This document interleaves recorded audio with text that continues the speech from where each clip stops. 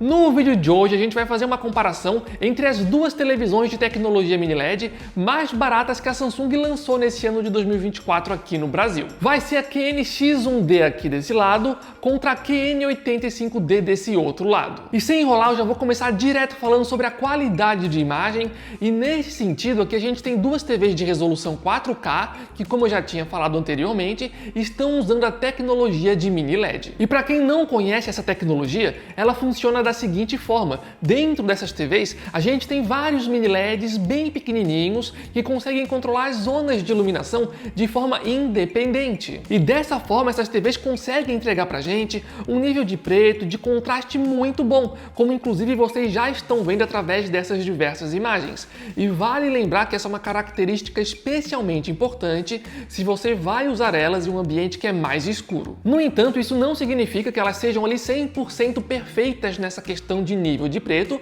porque se você for um usuário mais detalhista, talvez você consiga enxergar um pouco o efeito blooming ocorrendo nelas. E eu até separei uma imagem para mostrar esse efeito para vocês, mas antes eu recomendo que, se possível, tentem aumentar o brilho da tela que vocês estão usando para assistir a esse vídeo, pois dessa forma vai ser mais fácil de vocês conseguirem visualizar o efeito blooming ocorrendo nessas televisões. E se vocês também já puderem aproveitar esse momento do vídeo para deixar gostei aqui embaixo, a gente agradeceria muitíssimo mesmo. Afinal de contas, essas duas TVs a gente comprou com o próprio dinheiro do canal para trazer esse tipo de conteúdo, então o apoio de vocês é realmente fundamental para a continuação do nosso canal, então contamos com o apoio de cada um de vocês. Mas voltando para a questão do efeito blooming, como é possível notar através dessa imagem, quando a gente olha as televisões de frente, é bem difícil de observar o efeito blooming. No entanto, quando a gente fica de um ângulo mais lateral, podemos ver um pouco desse efeito, que, para quem não conhece, é um clareado de luz que fica em volta de objetos mais brilhantes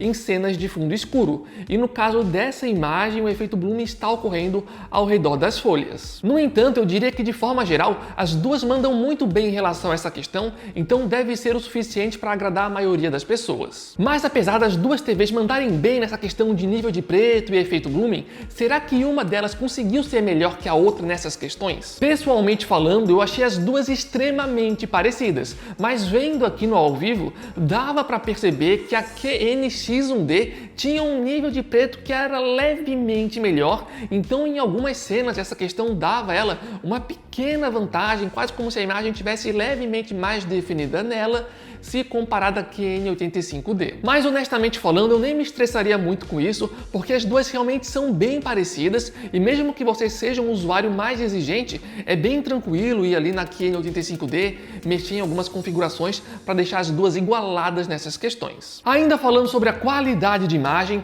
o que a gente pode falar sobre as cores? Nesse sentido, as duas estão utilizando a tecnologia QLED, que é uma tecnologia que permite que essas TVs consigam entregar pra gente um número maior de cores na tela, deixando dessa forma a imagem mais bonita. E realmente as duas televisões mandam muito bem nessa questão das cores. E como vocês podem ver através dessas imagens, as cores de ambas as TVs são bem parecidas. E em algumas cenas até dava para sentir ali uma leve diferença na saturação delas, mas de forma geral nada que eu tenha achado assim muito significativo. E um detalhe importante que eu devo mencionar aqui é que durante os testes eu deixei as duas televisões no modo de imagem filme, e eu fiz isso pois esse modo de imagem tenta entregar pra gente uma qualidade nas cores, uma qualidade na imagem em geral mais natural e realista, e por conta dessa questão eu priorizei por fazer os testes no modo filme. No entanto, como eu sei que algumas pessoas preferem usar a TV ali no modo padrão que vem de fábrica,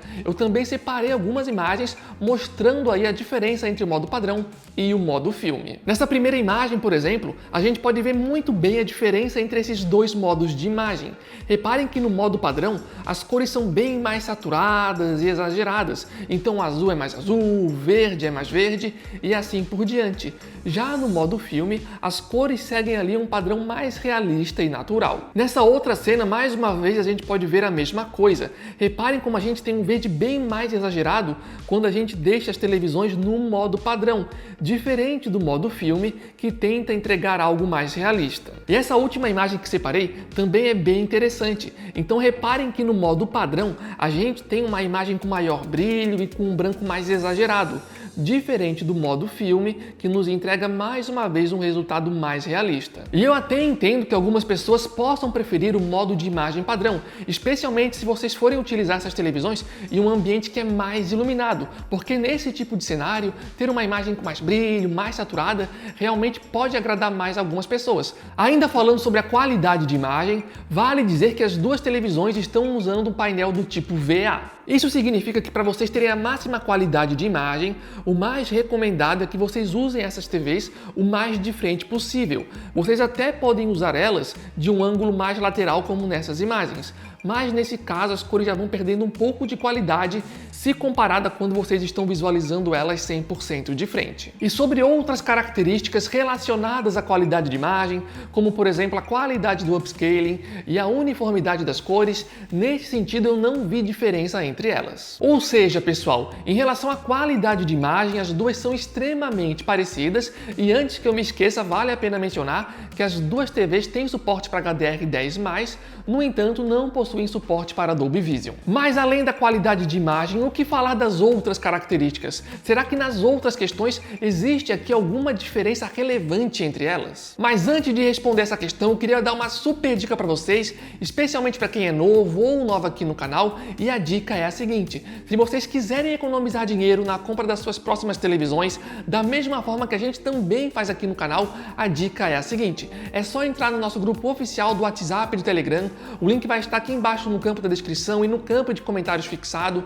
Para quem não conhece, diariamente lá a gente coloca oferta de vários produtos, especialmente de televisões, então sempre que aparece uma TV com de fato uma boa oferta em uma loja confiável, a gente está sempre avisando para vocês e é completamente de graça para entrar e participar, então o link vai estar aqui embaixo, aguardamos vocês lá. Continuando com a nossa comparação, o que falar sobre a qualidade sonora? Nesse sentido, mais uma vez, as duas são extremamente parecidas, entregando a mesma potência sonora, que no caso é de 40 watts, divididos em 2.2 canais, e vale a pena dizer que ambas as TVs entregam suporte para Dolby Atmos. Falando agora sobre o sistema operacional, mais uma vez eu não encontrei nenhuma diferença que seja relevante, os dois sistemas funcionam muito bem e possuem suporte para os principais aplicativos do mercado, então nesse sentido não achei nenhuma diferença a favor de uma ou outra TV. E o que falar agora em relação ao desempenho com games? Será que mais uma vez as duas são basicamente idênticas? De forma geral dá para dizer que sim, que mais uma vez elas são praticamente idênticas. Em termos de especificações, por exemplo, elas são exatamente iguais. As duas entregam para a gente uma taxa de atualização de 120 Hz, com 4 portas HDMI, todas sendo 2.1 e todas têm suporte para VRR e para FreeSync. Além disso, as duas possuem uma barra gamer especial que nos dá acesso a algumas funções extras, como a possibilidade de mudar a qualidade de imagem com muito mais agilidade. Também é possível ver a taxa de atualização das TVs em tempo real e para os jogadores de PC é possível mudar a proporção da tela para 21:9 e 32:9 em jogos de PC que são compatíveis. E também vale a pena mencionar que as duas TVs já entregam para a gente suporte oficial para o aplicativo do Xbox, que para quem não conhece é um aplicativo que permite que a gente jogue jogos de Xbox via internet sem ter a necessidade ali do console físico. Então é tipo Netflix, só que em vez de ver filmes e séries, a gente joga jogos de videogames. No entanto, vale a pena mencionar que esse aplicativo não é gratuito, então vocês precisam estar pagando uma mensalidade para estar tendo acesso ali à biblioteca completa de jogos e além disso vocês precisam de um controle com suporte a Bluetooth para estar se conectando nas TVs. E para encerrar essa parte com jogos de videogames, eu recomendo fortemente que, se possível, na hora de jogar, dê uma explorada no menu de configurações de imagens, pois vocês conseguem melhorar bastante a qualidade de imagem original que vem por padrão na TV para jogos de videogames. Inclusive, nesse momento, vocês estão vendo algumas imagens onde eu mostro a transição entre o modo padrão e como a imagem ficou após as minhas alterações. E notem que no modo padrão, as cores são exageradamente saturadas e o branco é bem estourado em algumas cenas, diferente da minha alteração, que entrega ali uma imagem mais consistente e natural. E se por acaso vocês estiverem preferindo as imagens após as minhas alterações, eu vou deixar as alterações que eu fiz aqui embaixo no campo da descrição, caso queiram dar uma olhada. E obviamente que vocês não precisam seguir ali 100% das minhas recomendações, no entanto eu recomendo que mesmo assim deem uma explorada, vejam o que eu mexi, tente mexer em algumas coisas, porque eu tenho certeza que vocês conseguem um resultado bem melhor se comparado ao modo padrão que vem nessas TVs para jogos de videogames. Falando agora em relação às conectividades, elas estão passando na tela agora para vocês darem uma olhada, e mais uma vez elas são idênticas, e ambas as TVs possuem suporte para Wi-Fi Dual Band, HDMI e ARC e também suporte para Bluetooth. Então, como a gente pôde ver até agora, de fato as duas TVs se mostraram extremamente parecidas.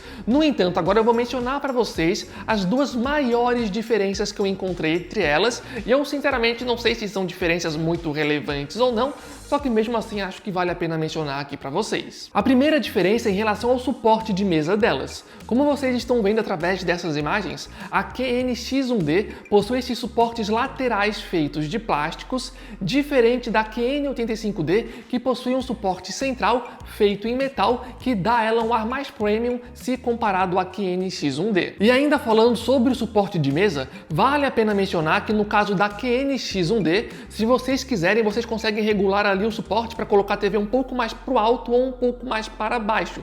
No nosso caso, a gente já está usando ela o mais alto possível, e também vale a pena mencionar que se vocês quiserem, também é possível tirar esses suportes laterais dos cantos e colocar os dois mais no centro da televisão.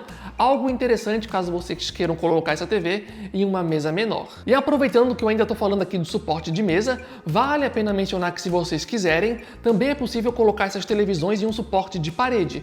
No entanto, nesse caso, o suporte deve ser comprado separadamente. E agora vem a segunda grande diferença entre essas duas televisões, que no final das contas eu acredito que vai ser o fator decisivo para vocês escolherem entre uma ou outra televisão, e essa questão especial é o preço. E sobre essa questão do preço, se a gente for usar como referência os modelos de 55 polegadas, que são as unidades que a gente está testando aqui atrás, e se a gente for no site oficial da fabricante, a gente vai ver que as duas televisões estão sendo vendidas a quase R$6.000. E honestamente falando, por esse preço, eu acho que não vale a pena comprar nenhuma das duas televisões. Não que elas sejam ruins, bem longe disso, só que por R$6.000 eu acho que é um preço muito salgado para elas. No entanto, lá no nosso grupo do WhatsApp e do Telegram, essas duas televisões já apareceram por menos de R$4.000, ou seja, um desconto gigantesco se comparado ao preço oficial. E daí sim, por menos de R$4.000, eu acho que as duas televisões são ótimas escolhas. Então, no final das contas, se fosse eu escolhendo uma TV, eu pessoalmente iria escolher pela mais barata,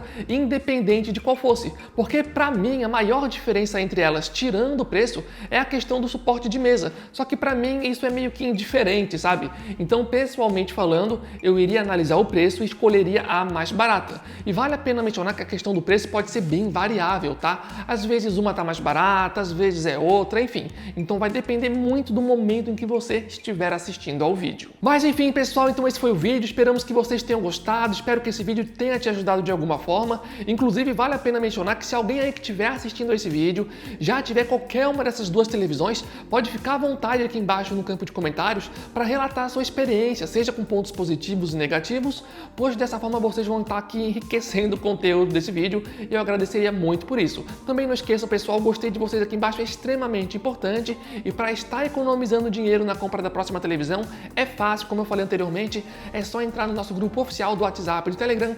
O link vai estar aqui embaixo no campo da descrição e no campo de comentários fixado. Então o vídeo foi esse, valeu, falou e até a próxima!